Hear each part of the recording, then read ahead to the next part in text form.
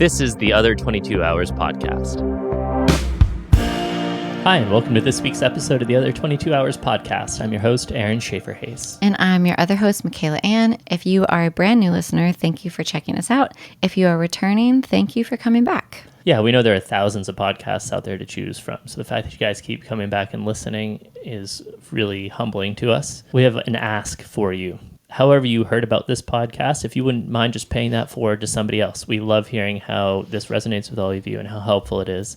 And so whether you learned about it word of mouth or somebody texted it to you or you saw it on social media, if you could just share it forward in the same way to somebody else, we can spread ideas to more people. And the more listeners, the more guests, the more ideas. And that's the whole point of this.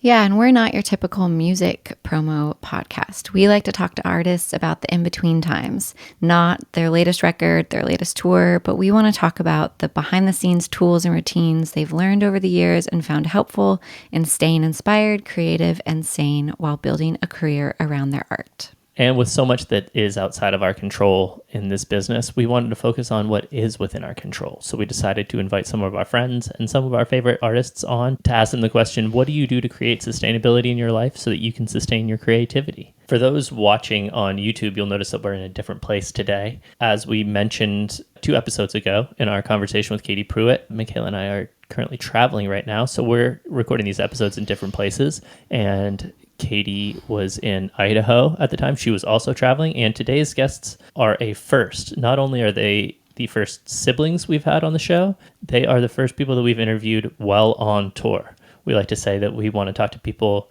when they haven't been on the road for like 6 months and the off times and the behind the scenes times. And they were literally in the middle of the times right now. And those guests today are Oliver and Chris Wood of the Wood Brothers. We were both really excited to have this conversation. I had the great fortune of touring with the Wood Brothers this last spring, and they and Jono, who is also a part of the Wood Brothers, and their whole crew are just some of the kindest, most grounded, wonderful human beings. Also, not to mention, when Aaron and I met 16 plus years ago, Medeski, Martin, and Wood was, safe to say, one of your favorite bands, right? Yeah, they were a big influence on me growing up. I think I first heard them when I was in like 8th grade or something like that, very early on, and had the fortune of spending a lot of time studying with Billy Martin, who played drums in the band when I lived in New York. And I also studied with Bob Moses, who is a great drummer and improviser and was like a mentor to that entire band.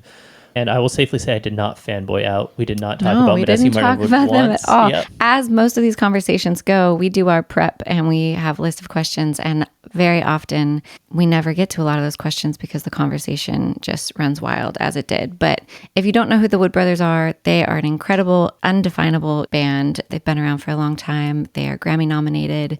And the conversation today was really expanding. Yeah, it's one of those conversations that just flowed the entire time and was really stream of conscious and really present, which is funny because that's a lot of what we talked about was mindfulness and presence and the illusion of control, both in life and in art. Life imitates art, imitates life, and that whole cycle. And the tagline of the day, remembering to remember. Chris said that and everybody's eyes shot open. And I think that's going to be resonating through our heads all day. And the more we talk about it right now, the less enjoyable the show is going to be. So we're going to leave you here and say, without further ado, here's our conversation with Chris and Oliver Wood of the Wood Brothers. So the premise of the podcast is the other 22 hours. So not talking about being on tour, all that stuff. And funny enough, you guys are our first guests who are actively on the road while we're having this conversation. We interviewed someone recently who said they have a rule to never do interviews on tour. How happy or unhappy are you guys right now to be doing an interview on your day off? Since it's you guys, it's good. No, it's not that big of a deal. Sometimes, speaking for myself, I feel like sometimes when you're on tour, you're in work mode. So even on a day off, I would rather have this time that we're spending now at home with my family, which I can't be with them today anyway, so might as well knock it out. And things like this are sometimes stimulating and good and relaxing. You know, you can sit in your hotel and do it. Yeah. What about you, Chris? Yeah, I've given up on naming different days, different things, and having expectations, because it's all work or it's all play, depending on your attitude. So it's great.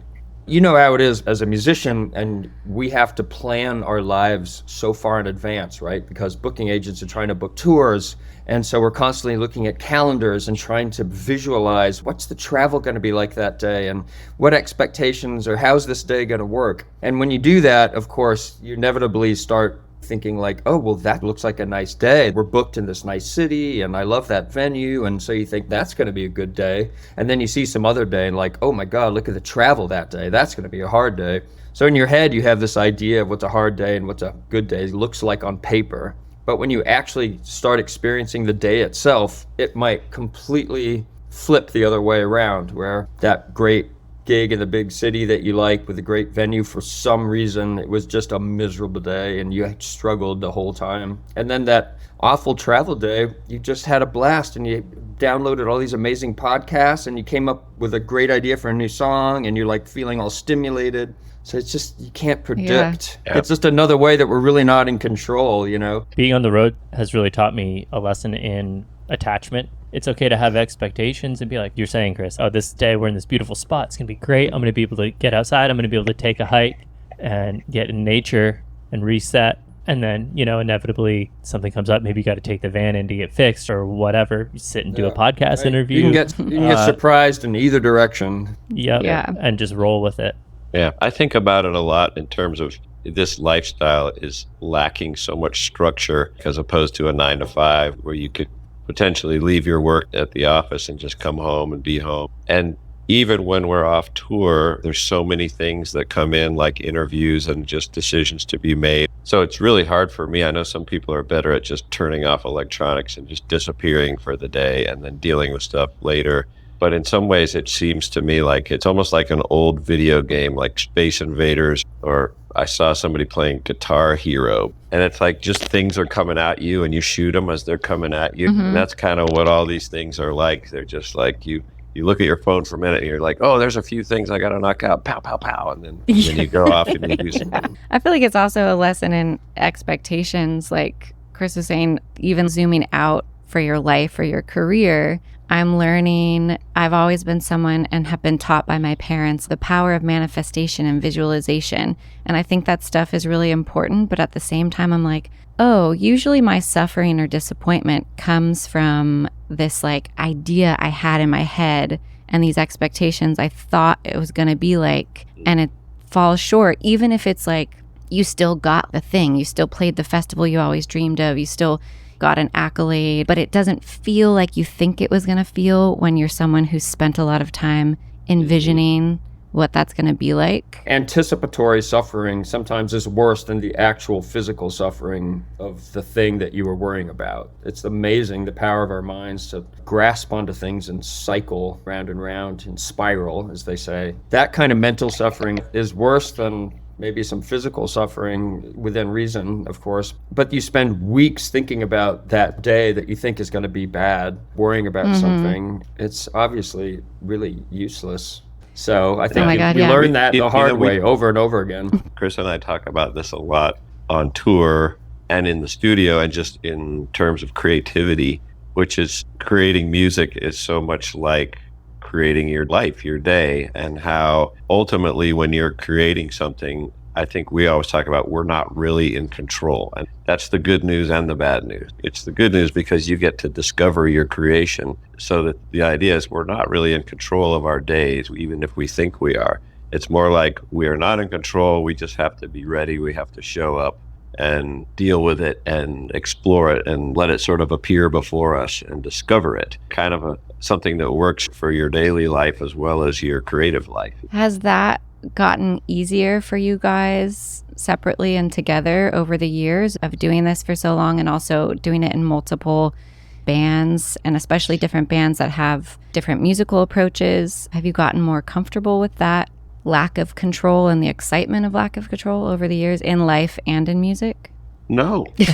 I mean, the more you experience something, you build up a relationship with it and you start recognizing things. So now, when I was younger, I didn't recognize spiraling into depression or anxiety, I didn't recognize it for what it was, that it was a choice. It's more of a choice than we realize, those feelings. And I think when you're experiencing heavy duty things like that for the first time, emotionally, mental stuff, where you latch on to something you're afraid of or latch on something that brings you down and spiral with it and look at constantly, you can't take your eyes off an abyss that you've created for yourself. All the what ifs and all the things and horrible that could go wrong. And then eventually when you do that enough and you get tired of suffering, you sort of realize, oh, it's up to me to decide whether to stare into the abyss or just actually pay attention to what's happening right now, right here, which is not so bad at all. It's actually fine, and it's all stuff that I can deal with. And it's so stupid and simple, but we forget that it's an option to just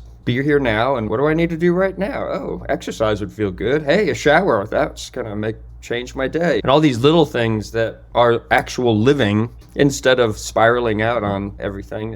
It's so simple, but it's, again, something we talk about a lot, is the hardest part is to remember to do it. To be present is difficult to remember to do. Easy to do when you remember that it's an option or you've experienced it enough time that oh, here's an option. So I recognize the spiraling into the abyss immediately now, and I'm like, oh, there's no reason to put energy into that. I'm going to switch directions in my mind. Do what I know will snap me out of that. I feel like we've definitely learned it as humans and as creators. We have learned a lot from our experiences, like Chris said, and we've talked about it a lot. We've studied, all of us are into meditation and mindfulness and transcendental things, and then the understanding of just doing things and how healthy it is to just work on something, regardless of if it's the dishes or if it's your crops or if it's your family or whatever. But I think Chris said it exactly. It's like, as wise as we may get, we still have to remember to implement our new tools that we've learned over the years. And there's some days where it's easy and you're like, oh, I got this, and I don't have to go down this path of anxiety, or I don't have to think about this right now. I can be right here. And other days, for whatever reason, it's a little harder to do that, and maybe you forget that you have that in you. Remember to remember. That's a good one. Yeah. It's also amazing how music can pull you out of that. Like Bob Marley said it so well. The thing about music is when it hits, you feel okay. And as a creator, like I've had things where I might be reading an article about the world and it's like, oh my God, we're just so screwed. But it somehow tells me something about human beings as a whole, or our predicament as a whole, the thing that we all share. And suddenly it inspires an idea lyrically or a melody. And suddenly all that sorrow that I was spiraling out about turns into a creative thing. I think it's enjoyable because it feels like you're taking action against something that feels overwhelming. Even though it's not like, oh, I'm going to save the world with this song. But at least for me personally in my mental health, it's a way to turn some sort of suffering into a creative act that is really transformative mentally. It makes you very present with it. Yeah. It becomes like a meditation on what is, because the things that I think interest us are not just personal, like, oh, I had a breakup and here's how it hurt my feelings. But what about things that we all share being humans on this planet? What are things that everything can relate to? And I think a lot of great songs tap into that. Often you don't even understand exactly what the song means, but everybody for some reason feels something or gets something from the songs. There's a great mystery there that we're never going to solve, but we're constantly fascinated by it. And I think when, thinking about, oh, I'm not going to save the world with a song, but I feel like I always have to think about the little trickle domino effect of if you are helping yourself by doing this act of creation and then you share it and you put it out into the world, you have no idea what little tentacles it's going to reach to who and who it's going to impact and change and maybe make them feel better, maybe inspire them to do some little difference in their life, the ripple effect of all of it. Absolutely. I try and hold on to that of, no, this is really purposeful and this is a really important and meaningful way to spend your life. Because sometimes I go down a spiral of, oh my God, I need to become a civil rights lawyer or an environmentalist.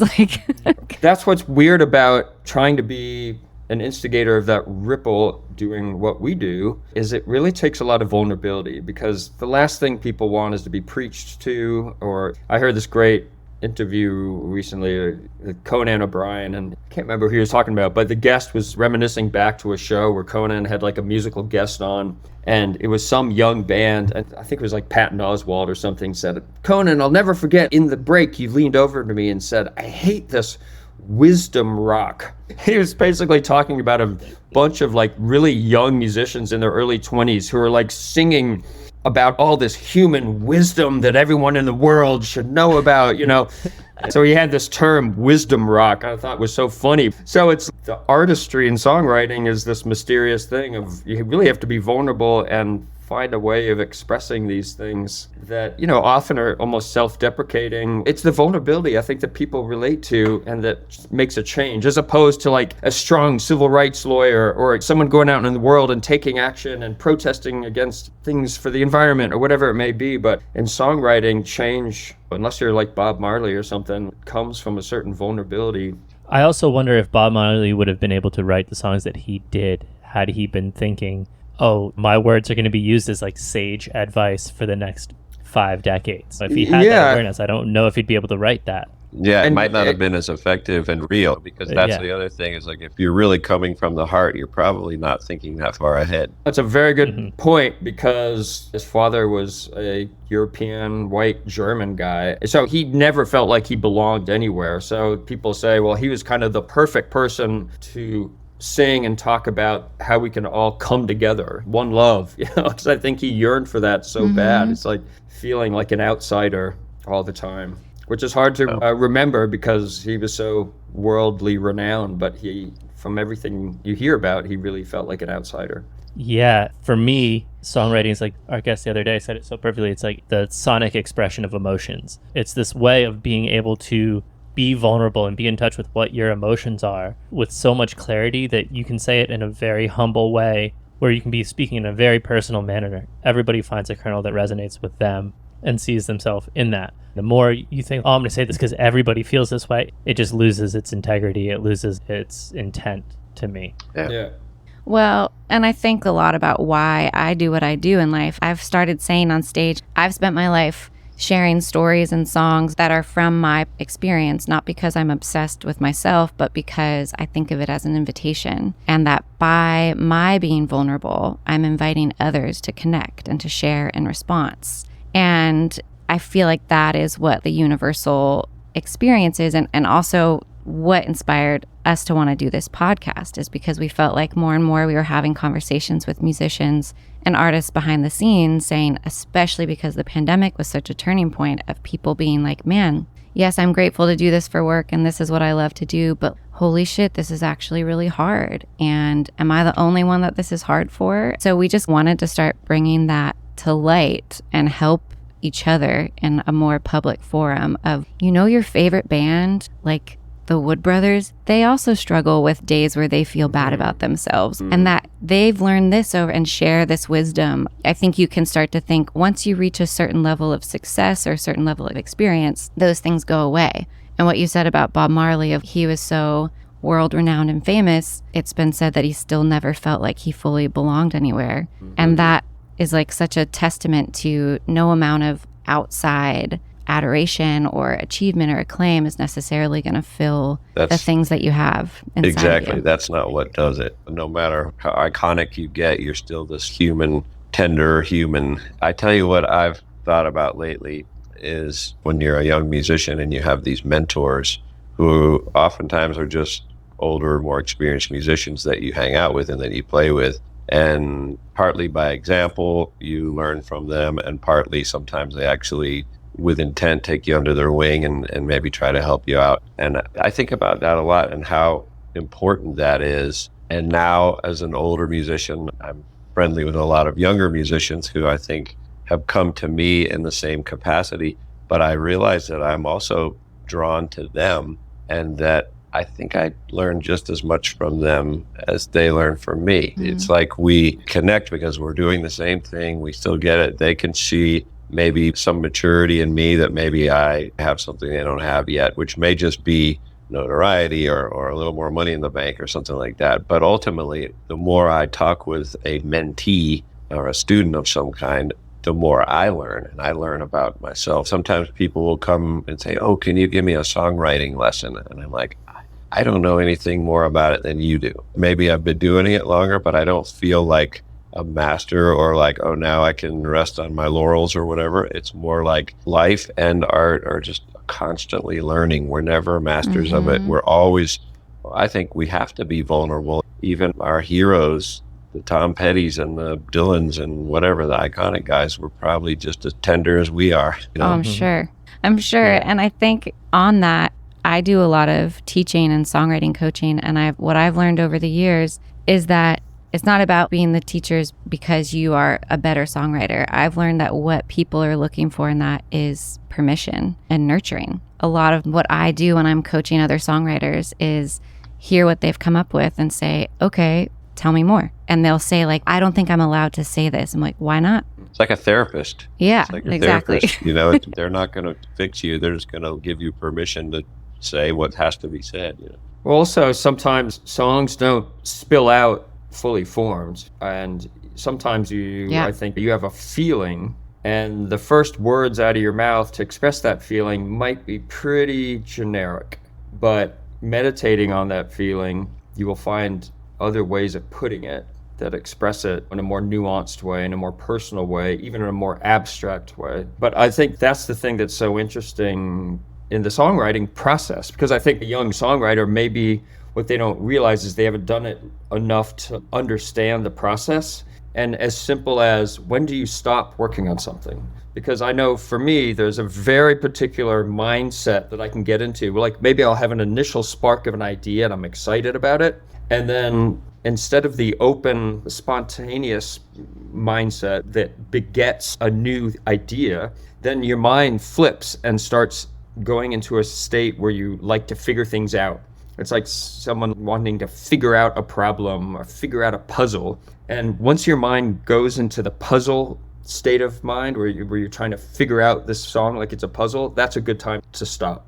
You're somewhere in there where you cross this line where you're not vulnerable and open anymore. You're just enjoying figuring out a puzzle. That's where you can overthink a song, go down rabbit holes that were completely unnecessary, that take you away from the initial thing that made it feel right in the first place. This is where working with someone else, I get so much help from Oliver. If I'm like, hey, here's this idea, and he can instantly tell me, because I might be too close to it to really have a perspective. So Oliver can say, ooh, that's really good. No, stay with that. Or this other thing, get rid of that. But your original idea, that's good. Or someone to help guide you. If you don't have someone to help guide you, then the best thing to do is put it away and let time pass and almost forget about it. And then revisit it with a fresh mind, so that every time you're working on a song, you're doing it from almost like an improviser's mind and reacting to it with fresh ears, like you were someone else. And otherwise it gets stale. You just work on something, it can become very stale.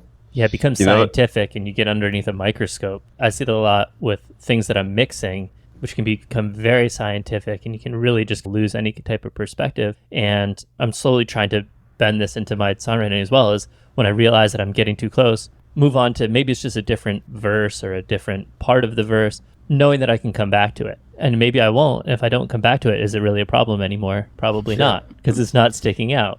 But at the time, and your analogy of the microscope is good, and a lot of musicians use that, because I think if you do this long enough, we all get familiar with that feeling. As you mature, then you start to recognize, like, I just got the microscope out, put it away, and do something else. But as a younger musician, you might not even know you're doing it. You got that sort of electron microscope, and you're like worried about the stupidest little thing, but you can't help it because you're just lost in that feeling, like, I'm going to figure this out. Because it's fun, but then it doesn't really help the big picture.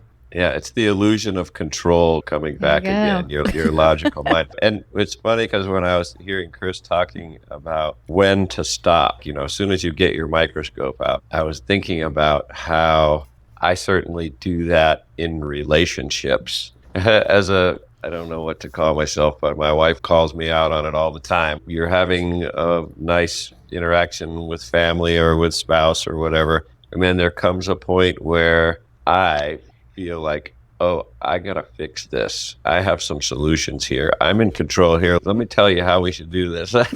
And I think it's very similar. It's like, oh, I need to learn to not be passive aggressive at this moment because I know I do that. And my wife will say, hey, you're doing that. Or she'll just get mad at me. Or my kids will read it and just be like, roll their eyes or whatever. I think it's one of those things that goes hand in hand with creativity. Again, it's like, I would love to learn how to do that as a songwriter better. Like, I recognize when I'm in that microscope control mode and then step away. Or that goes for relationships too. Oh, look, you're trying to fix something that nobody asked you for that. Yeah, just stop and be vulnerable instead. Making that choice. I don't know, we've been together for 16 years. And so we have grown up together. And there's so many things that we've had to learn. Oh, this natural way of being actually isn't really helpful. And that's why we're arguing all the time. And maybe when I feel this way, I can make a different decision and do something different besides huff and walk off and not talk, because that's actually not helpful. And it's so weird how like hard it can be to be like, I could actually just stop and say, hey, I'm feeling this right now, and talk about it rationally. But I think there's something like unsexy about that. If we could just be like textbook exchange and like calm. But it's amazing how much when you do get into that practice. What you're describing is just a method to get into the present moment again. Because I think what's interesting about all of our saying is like, if you get in that mode where like, I'm going to fix this problem, you're envisioning a solution that exists in the future that's not happening in the moment. All of us, when we're together, have different ideas about the direction of the moment into the future. And so if we start fixating on that individually, we all drift apart and we don't understand how to get along with each other. Whereas if we can just come back to the moment and, like you said, Michaela, express, here's where I'm at right now. Boom, all of a sudden everyone's on the same page and can explore where to go from there. But having the presence of mind to say that, that's huge. But again, it's hard to remember that's an option because we're so caught up and spiraling on our, here's how the future should be. And I know in my personal experience with getting in trouble with a spouse or something is that not only am I thinking about a future fix or a solution, but I'm doing it with the best of intentions because I want everything to be awesome for all of us. And if you get called out on that, it's a very humbling, frustrating moment because you're like, but don't you understand? I'm doing this because I want everything to be awesome for you. But it doesn't matter. It's still the same problem. But you get pissed off because you're like, man, I'm trying to make everything great. You can't fix other people's suffering. You sometimes. You guys mentioned that you're all into mindfulness and all of that. Do you guys know who Tara Brach is? I think it's Tara. Brach. Yeah. She's like Thanks, she's like a meditation and mindfulness person. She's on all the apps. She's on all the apps, incredible. and she has a great podcast. And she's great. Yeah. Yeah. So she said something one time, and this is a question that you can ask yourself when you have those trying to fix it thoughts. And I get stuck in that, whether it's for somebody else, whether it's for myself or whatever, is to sit there and be like, okay, I hear this problem. What if it's not a problem? And just ask yourself that. And it automatically flips your thinking to another outcome in the future. I like that a lot because I can imagine that applying to so many things. And for me, I think about if you wake up and you can't sleep and you start thinking about, oh, I'm worrying about my kids or something. And then one way to do it, like Chris has been saying, it's like I can remember, oh, this has nothing to do with right now. I'm just trying to sleep. I can't fix anything. I'm powerless. But I like that idea of what if this isn't a problem? Maybe this is a test, or maybe this is a challenge, or maybe this is, here's the good thing. I'm going to grow from this or something like that. My version of that, in the spirit of what Oliver just said, a challenge is I challenge myself as often as I can remember to do it. Can you enjoy yourself right now? That's the challenge. And it's really interesting what happens when you do that. It's not really, because when you start to, it is, yeah. So like that's the interesting part to me about this challenge is that sometimes in the day, not much is happening. Everything's basically fine. And you might be thinking about the future and needless stuff. And then if you say, can you enjoy yourself right now? It actually might be pretty easy to access that because you have no crazy distractions. And I think when you challenge yourself to do that, first you ask yourself, why am I not enjoying myself right now? And it's very clear immediately. It's just like, oh, because I'm not in my body. I'm not standing on my feet and I'm not breathing and my shoulders are tight, and it becomes very basic. You start to realize that the path to enjoying is really just being present and enjoying being in your body. It's a very physical thing. And it means that you have to be paying attention to all your physical sensations and stop thinking about all the stupid stuff that you think about all the time, right? So when I say, am I enjoying myself? It's just instantly, it becomes about breath, shoulders, and just being here and observing what's around me in my environment. And it's that basic.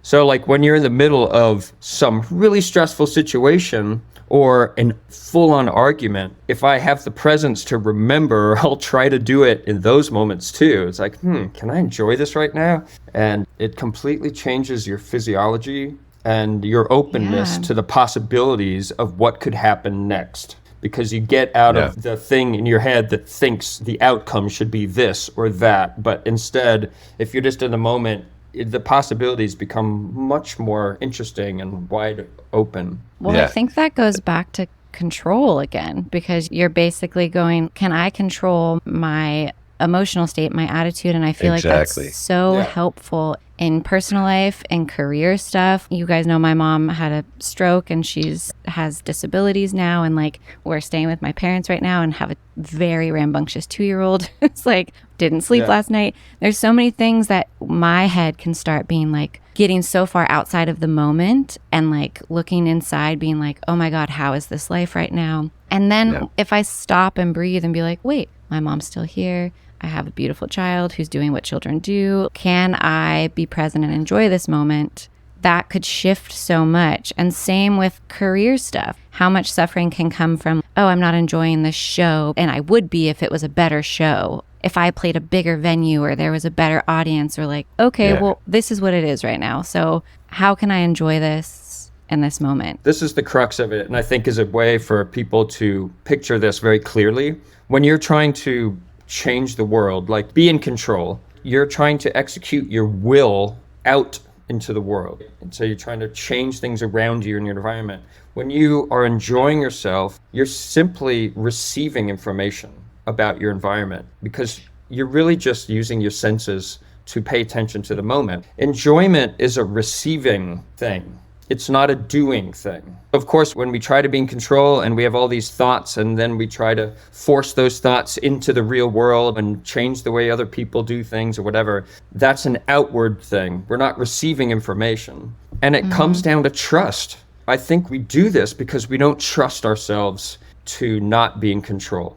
And that's the crux of Zen stuff, and people talk about this in all these different kind of religious disciplines.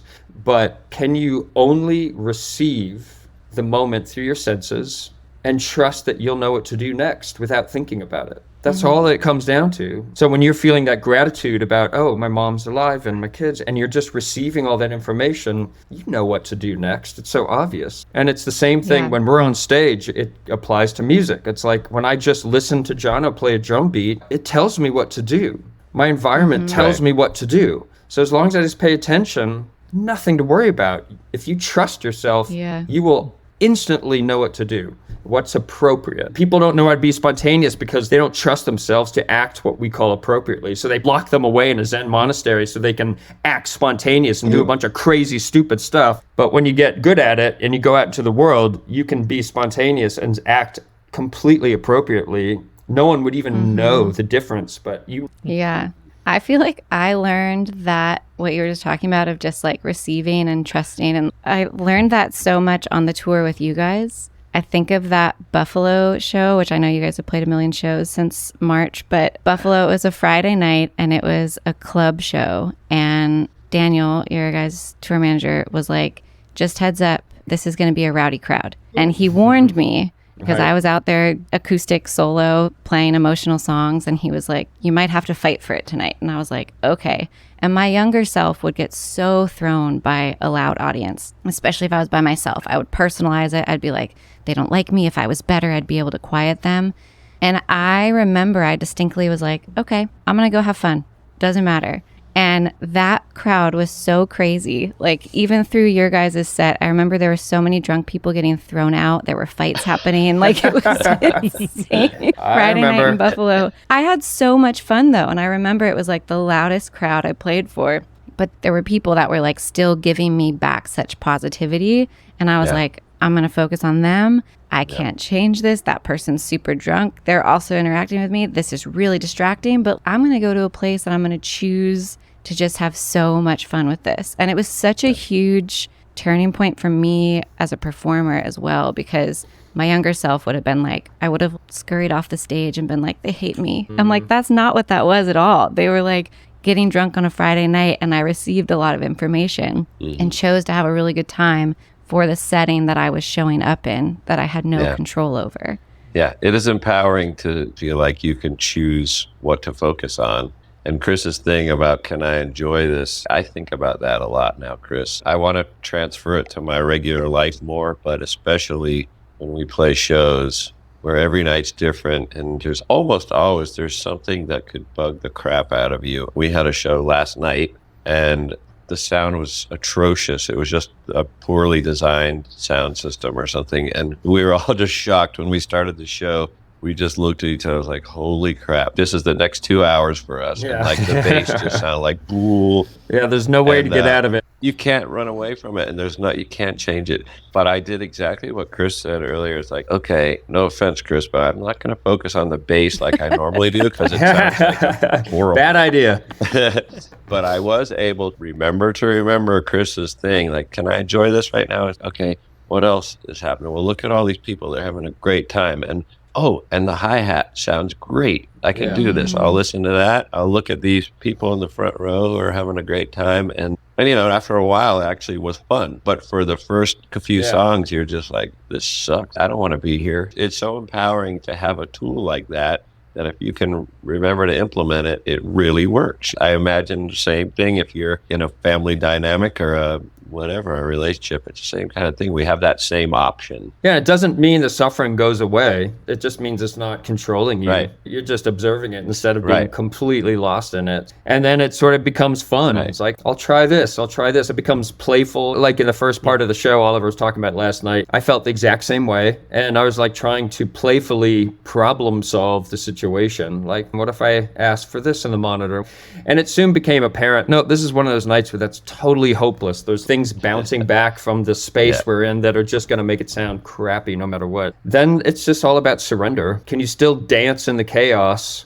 And you can. And you can just dance to the chaos and make that the soundtrack for your life at the moment and find a way to express it. And I think what was really helping me last night too is a big part of my philosophy about all this stuff, and this really applies to being a musician and performing especially, but you could apply this to all kinds of things, but you don't take credit. If something great happened on stage, it wasn't you. Don't take credit. If something bad happened, you think you just made a mistake, don't take credit. You're just part of nature. You're part of the environment that's happening right now.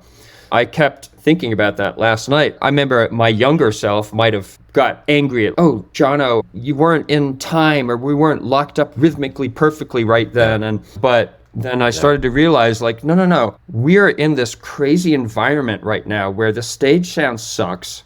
It's nobody's fault. Everybody's musical instincts is a completely natural phenomenon. That's what musical instincts are. I think humans make music because it's completely 100% natural. We short circuit that naturalness by overthinking it all the time. And so that's what we're talking about. But because we all made these little decisions in the moment that might have sounded to me like we're rhythmically not perfectly lined up, that's because we're just reacting to our environment. Nobody's to blame. Nobody gets the blame in the same way that nobody gets the credit. And when something great happens and we're grooving our ass off, it's the same thing, because we're just reacting to our environment and to the musical thing that, when in the unthinking mind, is obvious, and something good happens. And it's like, you didn't do that. You're just part of this thing that's much bigger than you. And that's a much more joyful place to exist on, instead of being the center of attention, taking credit for everything. Because either you're going to like get lost in a big ego or patting yourself on the back, or you're going to start beating yourself up for every little mistake that gets made. That's a very unstable place to live in. So it's better to take zero credit and just be a part of that environment that you're in, that's nothing special or different than anybody else. Absolutely. One of our early guests on this show, Emily Scott Robinson, said something really similar, in the way that she phrased it was that she takes everything personally. And my initial reaction to that is that you take bad things personally. Oh, I didn't get this because I'm not good enough, or they didn't take me on this tour because I'm not good enough.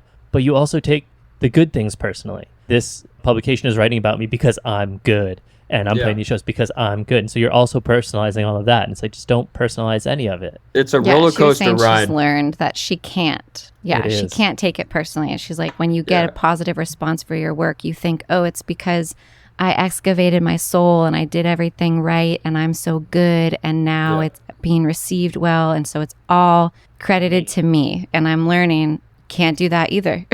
So yeah, that's it. That's another way to put it. Yep.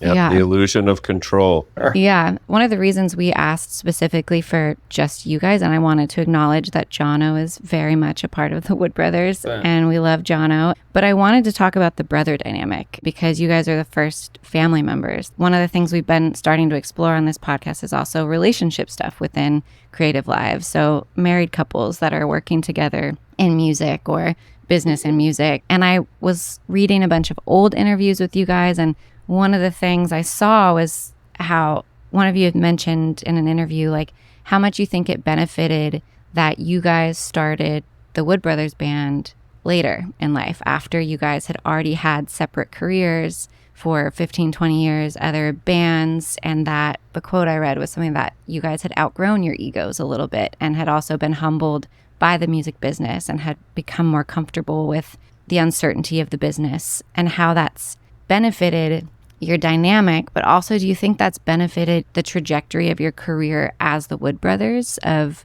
having that different mindset versus starting out in your 20s trying to have your first step into the music business with a band also as brothers? The first thing that always comes to my mind that I am grateful for is that Chris and I had a chance to cultivate our own separate identities for 10 plus years and figure out who we were as people to some degree and as musicians. So we were able to grow up independently and find ourselves and find our voices. And I can imagine that would be really hard if you were doing that together from the time you were kids and your identities are always locked together. And it just seems like that would be a lot of pressure and a lot of baggage and be hard to become a mature adult and work together. It would be much harder, I think, if we had done that. So I'm grateful for that part. And then as far as how it affects our career specifically, I'm not sure, but I think it's more fun. It's not made us more famous or successful, I don't think. I don't know about that.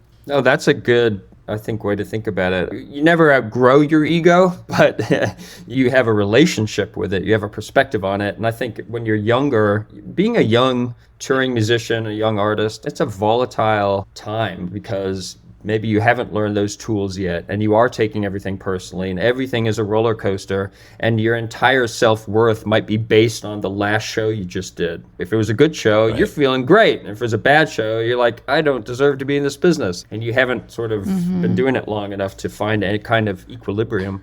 And I think when you're young and you're going through all that stuff, you start to become familiar with your personal baggage, things that you need to overcome, your own flavor of dysfunction that we each have. And if Oliver and I would have been together at that time, I think it would have been very confusing to differentiate what's my personal baggage versus what's our baggage or our family baggage. I think by the time we got together, we'd been humbled enough and realized that we have individual things that we try to work on to be happier, better people, you know. But then it was so great to reconnect with someone who has the same childhood, who had the same parents. And there's so many things that we understand about each other in a deep way because of that. And all the quirks that we have as individuals, we know where those quirks came from. It's like, oh, that's just like dad, that's just like mom, you know, and all the weird dysfunction that is unique to our family. Only Oliver and I truly understand that dysfunction and can appreciate it within each other and be more forgiving about it with each other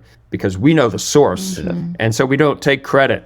We're just a part of the continuum that is this crazy wood family tree. I love that. That's absolutely right on. Age and time come up a lot in this podcast, and often more for women because there's still so much messaging for women of like, you have to be successful before a certain age and you start to age out. But time and time again, I feel like it's shown how valuable age is and how valuable time is and letting things progress in the time, and that not everything is best if it happens or is created in your 20-year decade. You know, a lot Absolutely. enriches, and you might be writing your best songs, no matter what your gender is, in your 50s or 60s. I love reinforcing that conversation because I am someone who has that deeply ingrained in me of like, oh my God, you have to do certain things by a certain age. And I'm like, wait, who are the artists that I love?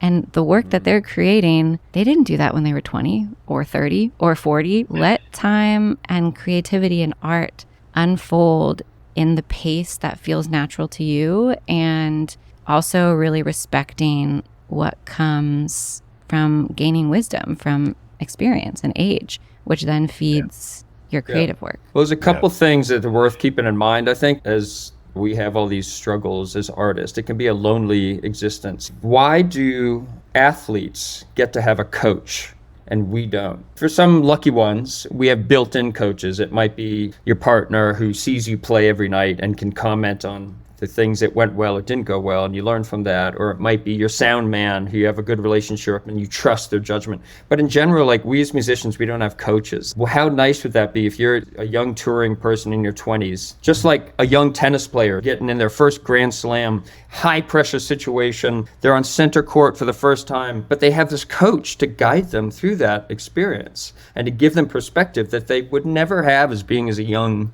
player that they are. It's like, God, I wish I had that as a musician still. Someone to just coach me through things, give me pointers. How can I be better at what I'm doing? Because I might be lost in my own little rabbit holes. The other thing to keep in mind too is the pressure these days that you as an artist have to do it all. So just to remind all of us that back in the day, like if you're making a great record, some classic record that we love, there was a composer who was separate from the arranger, who was separate from the director of the orchestra or the band that was backing up the great vocalist. The great vocalist didn't write the great song, they didn't arrange the great song, who was separate from the great engineer who masterfully mic'd the whole orchestra and mixed this incredible piece of music. And so there's such a large team of people that used to go into great art or a great piece of music.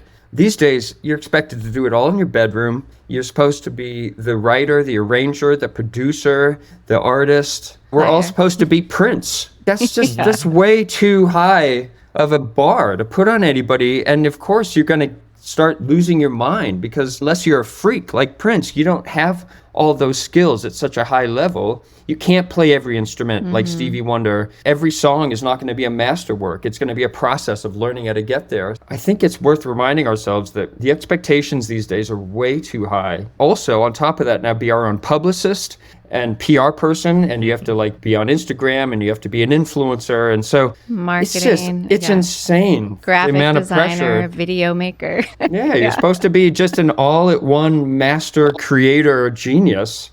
And that's just not how most people operate. We need to collaborate. We need to be involved with other creative people, and it's a team project. And that's fun, too. It's more fun. I think that's what's beautiful about being in a band or having a co-writer or all the different people or knowing a great engineer or knowing a great arranger, like all these people that can be part of a creative act with you. You don't have to do it alone. Otherwise, it gets lonely. Yeah, exactly. It gets really lonely. It's nice to have a team and people that you can get riled up together with. And I think Chris and I joke about this a lot, but I think we are very grateful for what we call our slow rise to the middle, which career-wise, which has been really like, I can't imagine being in your 20s and having hit songs and then trying to live up to that for the rest of your life or something. And not that we're ever going for hit songs, but we've been lucky to sort of just gradually, there's never been a big spike in our attendance or our record sales or our streams or anything. It's just really slowly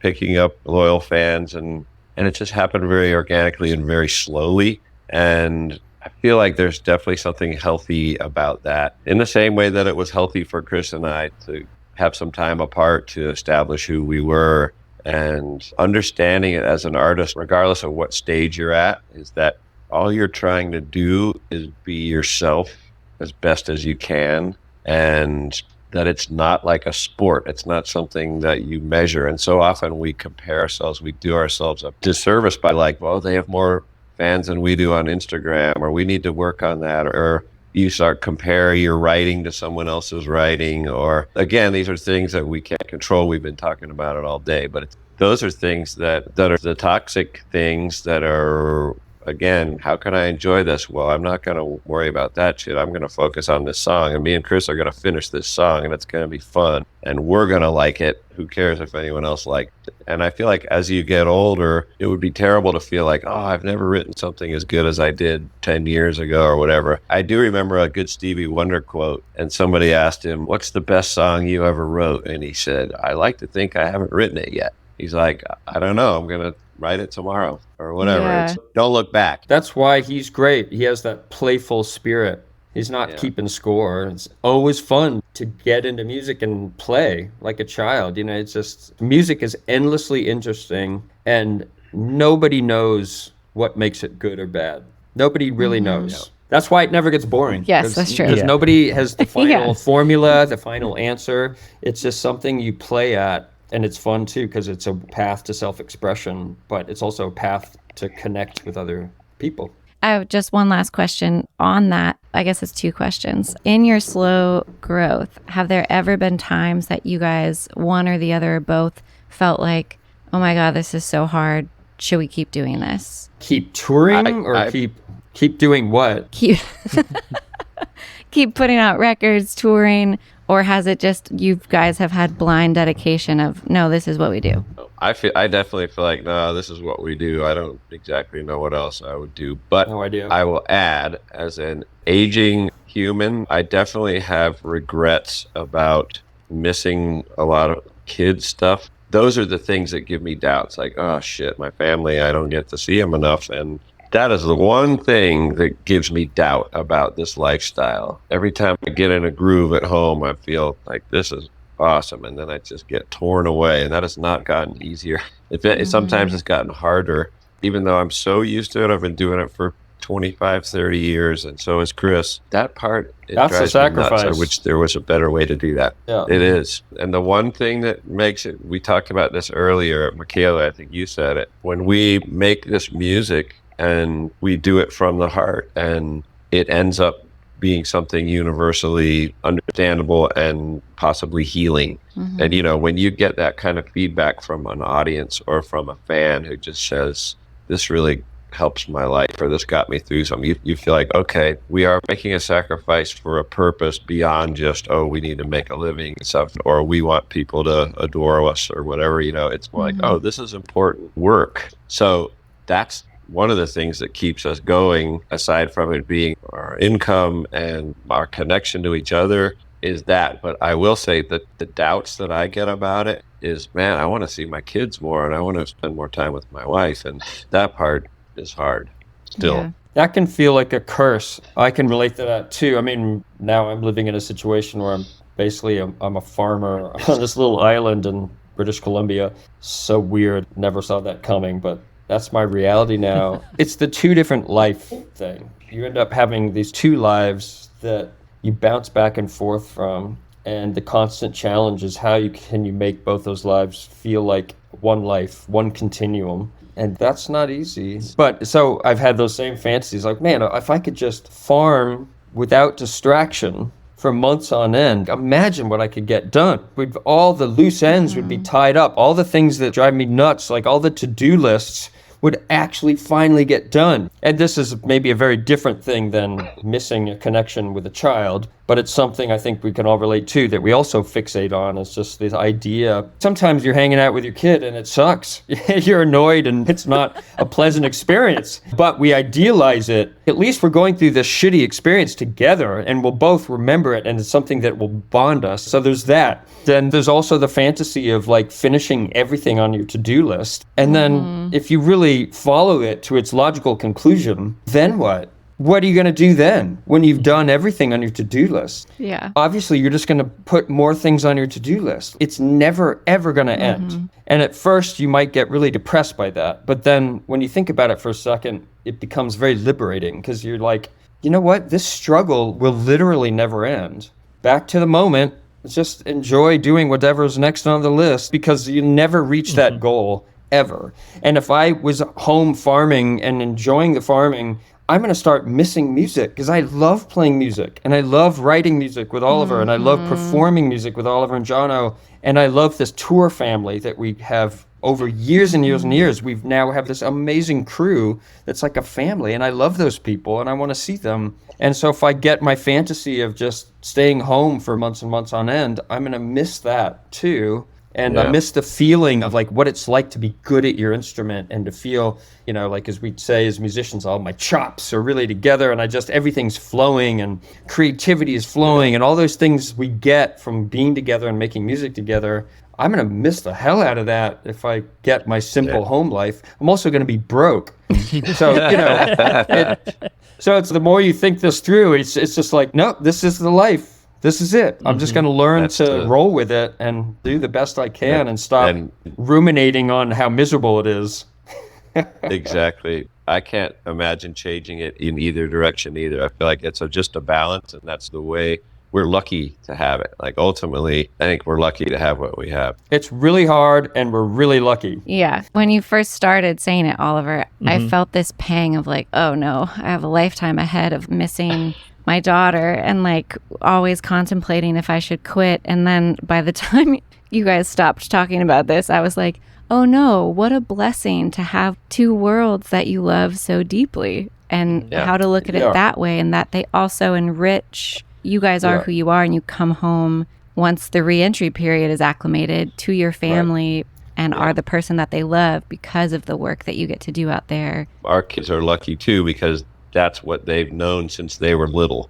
So it's not like they got pushed into this world all of a sudden where, oh my God, Dad's gone. No, that's the normal pattern. That's their reality, and that will be your kid's reality too. That's how our life is. And it's okay. I think it's the control thing. Again, we come back to this, like we're constantly trying to solve this problem of the touring life and the home life. And there's things you can do, obviously, and there's smart decisions you can make versus really bad decisions, obviously.